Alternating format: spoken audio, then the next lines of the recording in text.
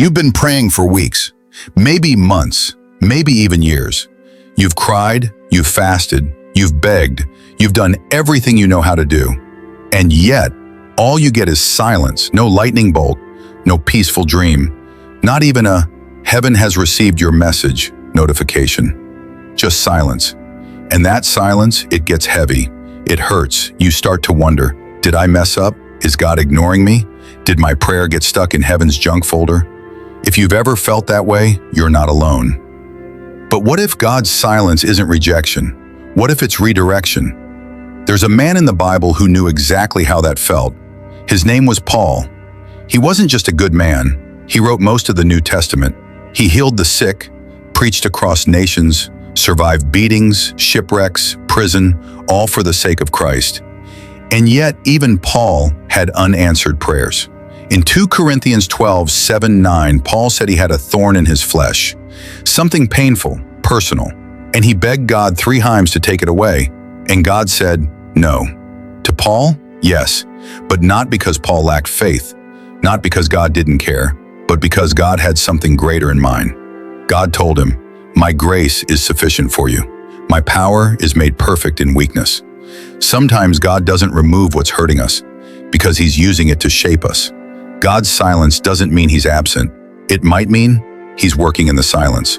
James 4:3 says, "When you ask, you do not receive, because you ask with wrong motives."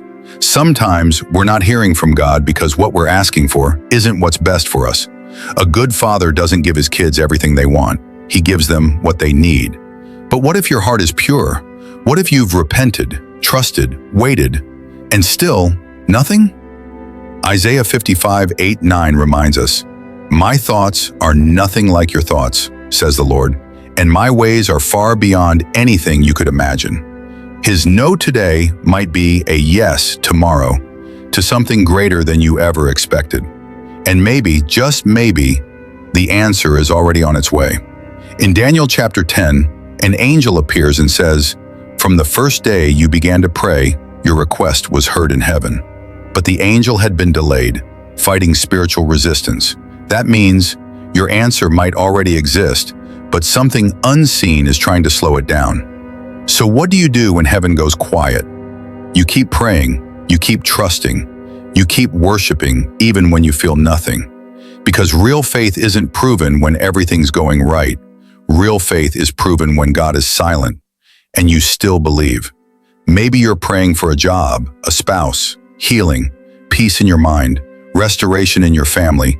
Maybe you've cried when no one was watching. Maybe you've begged during the day and whispered in the dark. And all you want is for God to show up. If that's you, don't give up. Don't stop seeking. Lamentations 3:25 says, "The Lord is good to those who wait for him, to the soul who seeks him." That verse doesn't promise instant results. It promises goodness to those who don't quit. Here's the truth. God always answers prayer, but not always how or when we expect. Sometimes he says yes, no, not yet. But in every answer, he is working for your good. If this message spoke to your heart, like the video, share it with someone who needs this reminder. Comment with the prayer you're still holding on to. And don't forget to subscribe to One Bible Verse for more faith-filled encouragement. God's silence isn't the end of your story. It might be the beginning of your breakthrough. Keep praying, keep trusting, keep going.